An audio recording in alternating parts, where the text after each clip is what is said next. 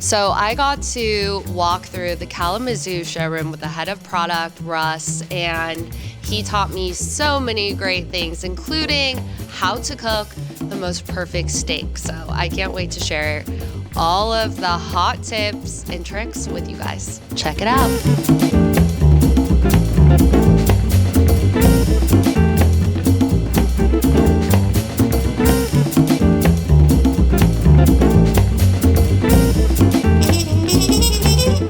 Okay, so I'm so excited because I am here in the Kalamazoo showroom with the head of product, Russ, who is absolutely such a wealth of knowledge and you've really taught us some really amazing things about how to barbecue and just the power behind this amazing machinery. And I would love to continue learning from you. And starting off with, I think this is one of my favorites. It's the Artisan Fire Pizza Oven.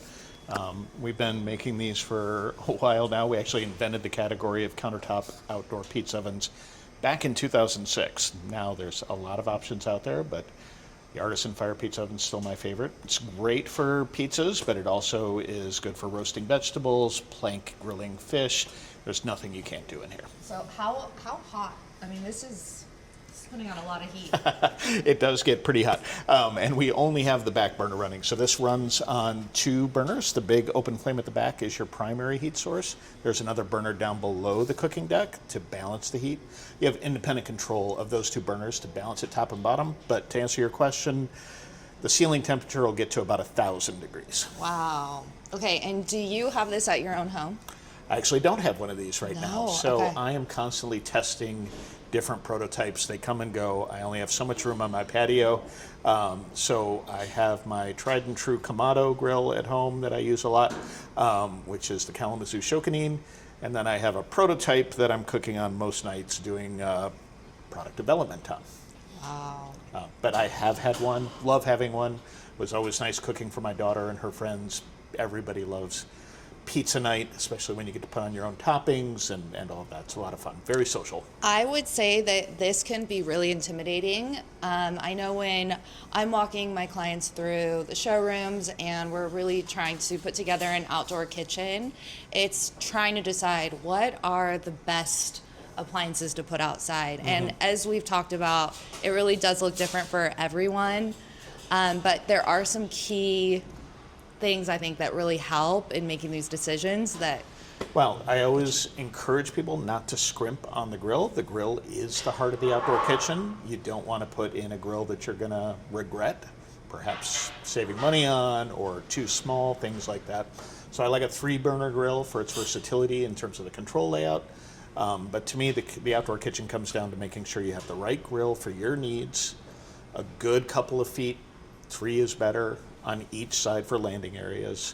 If you can squeeze it, a small sink, like a bar-sized sink for hand washing. So yes. You put that pork butt on the grill and then you don't go slime up your patio door to go inside and wash your hands. You wash your hands outside. And then everything else is gravy, whether you want a cooktop, whether you want an outdoor oven, whether you want a dedicated smoker. The sky's the limit. Which, speaking of which, can we go to the outdoor smoker Sure. and show that? Because it is so beautiful. Sure. You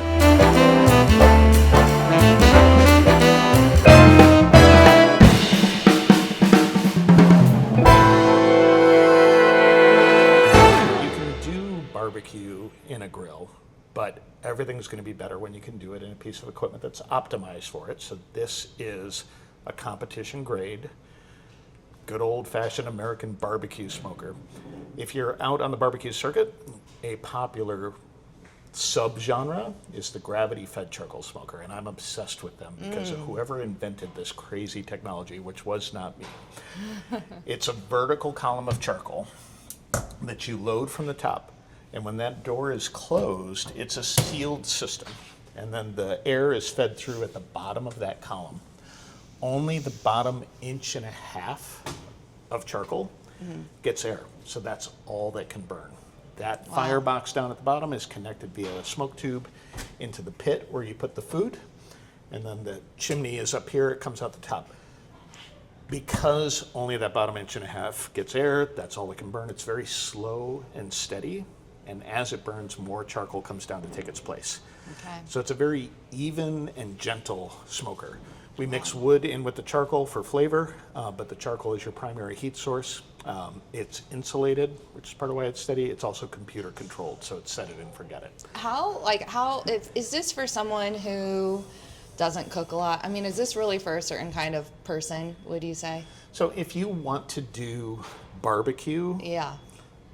more than once or twice a month, having a smoker is great. Okay. If you're only doing it a couple times a year, then we'll teach you how to do it in your grill. Okay. But if you want to do brisket, my brisket smokes for 24 hours Wow. at 225 degrees.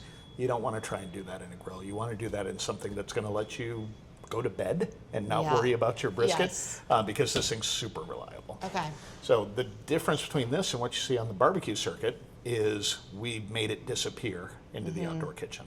You can get a lot of great competition grade smokers, but they're typically kind of big, kind of ugly. Yeah. They don't blend in to a nice, Yeah, this is very sophisticated outdoor unassuming. You kitchen. don't Yeah. notice it. It doesn't look any different than one of our under-counter refrigerators. Yeah, it's really nice.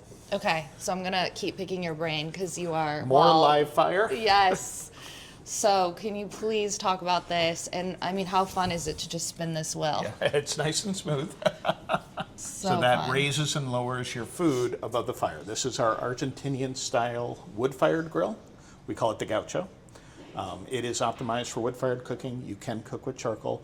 It does have very powerful log starters. Basically, it's got gas burners down underneath. Call it 50,000 BTU log starters. It'll start your wood fire in about 5 minutes, and then you can turn those off and just cook with the pure wood fire. It has an integrated rotisserie system that'll move up and down with this rack. It's wonderful to do live fire rotisserie on it. You put a big piece of beef on there, and it'll hypnotize any grown man that walks by. It's such a statement. I think just like people coming over and friends, they would see this and think like, you really know what you're doing. For sure. For sure. Yeah, and it's a very engaging and interactive way to cook. You're very involved in this. You know, this is set it and forget it. I put the brisket in, I don't worry about it till it's done. Yes. This, I'm raising, I'm lowering, I'm managing the fire, I love adjusting it. things. Yeah, it's I a mean, lot of fun. I don't know that I would use this, but it would be so much fun to just have in the backyard. Yes. And just have fun with like friends and entertain more, and having this I think would just be so much fun. Yeah, and it's more practical than you might think. So I'm typically just cooking for two, myself and my wife. Yeah. I can put 2 splits of wood in here and cook an entire meal over it. Wow. This is our medium-sized hybrid fire grill. It comes in 3 sizes, and what's distinctive about these is it cooks with any combination of charcoal, wood, and gas. If you want to cook with gas only, you leave this hybrid fire grilling drawer empty. The burners are down below. If you want to cook with charcoal or wood, you load up the drawer. You can use the burners to get your fire started. Turn the burners off once it's going, leave them on to supplement the heat. I most often use it with a thin load of charcoal and the burner is going the whole time. That thin load of charcoal creates a drier heat characteristic and has a little flavor in it. So when somebody tells you that they only like steak over charcoal, it's Yes. because of the drier heat and the more effective you can be at building up the Maillard reaction. So when I sear a steak on here, I'm searing it at 1,000 to 1,100 degrees. And then I'll move it over to another part of the grill that I have no fire at all and let it coast up to temperature with the lid closed. Do you have any secrets on how to cook the most perfect steak that you would share? Sure. You need it to be thick, so call it at least 2 inches, preferably ribeye or New York steak or New York strip. Thin load of charcoal, 1,000 degrees. You're going to sear it off for 30 seconds per side. And then move it over to where you don't have any heat. Close this. You want to target 500 to 600 degrees air temperature on the lid thermometer and let it coast up to temperature for 20 minutes or so, flipping and moving it every 5 to build up to that crust, to build up more flavor. That's You my don't need- favorite is the crust Yes. on the outside. And you don't need anything other than just olive oil, salt, and pepper. Okay. You don't need a rub or anything else. But my favorite steak is actually hanger steak, which I cook a little differently. That's direct heat almost the whole Love time. hanger steak. Very flavorful. Yeah. You get it right, it's as good as any other steak out there. Nice.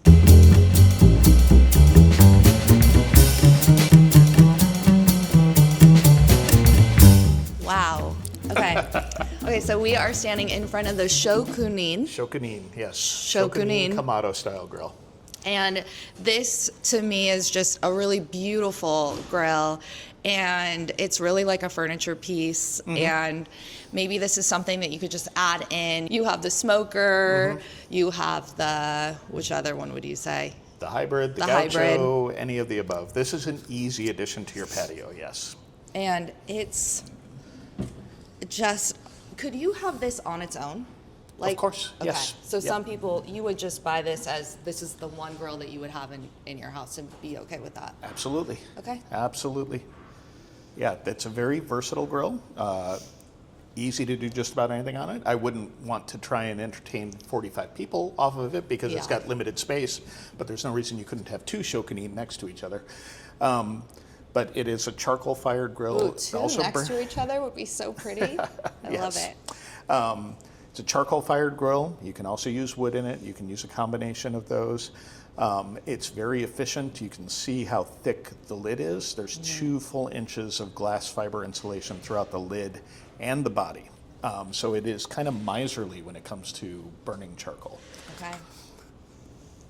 And then you were talking to us a little bit about these vents on the sides. Yes. So we have, unlike most Kamados, there's a few differences we did here. You might be familiar with a Big Green Egg or a Kamado Joe. Those are some of the most popular brands. Yes. Those are round and ceramic. The differentiating feature of a Kamado versus a regular charcoal grill is that ceramic has some insulation quality. And they're taller and deeper, so they're a more gentle heat for smoking. We tried to emphasize everything. We turned it up to 11 or more.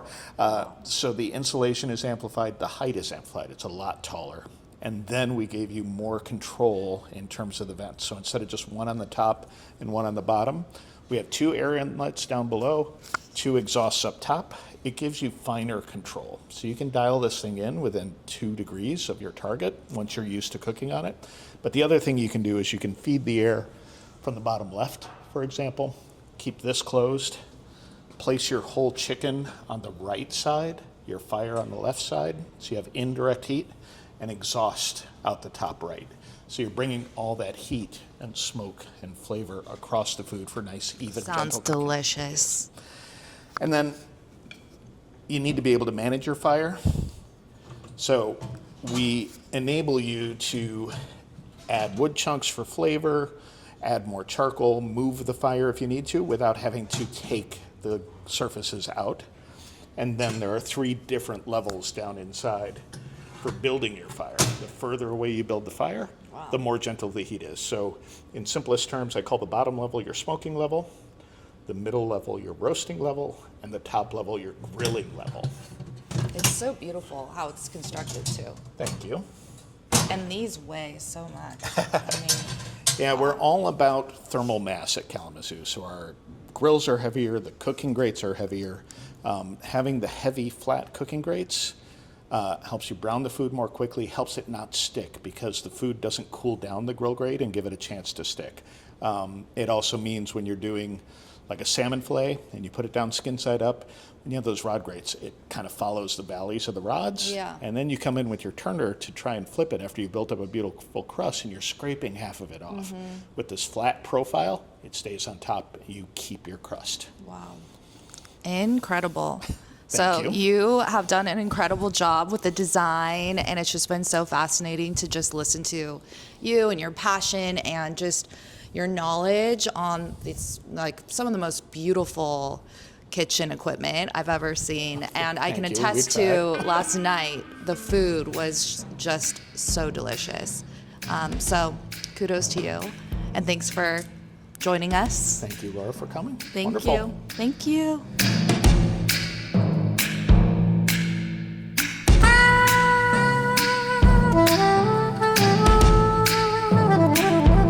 All right, so walking through with Russ, the showroom, I hope you guys found that to be so fascinating. It was such an amazing experience for me, so I can't wait to hear what you guys think, and would love to hear if you have any questions or any thoughts, and please comment below.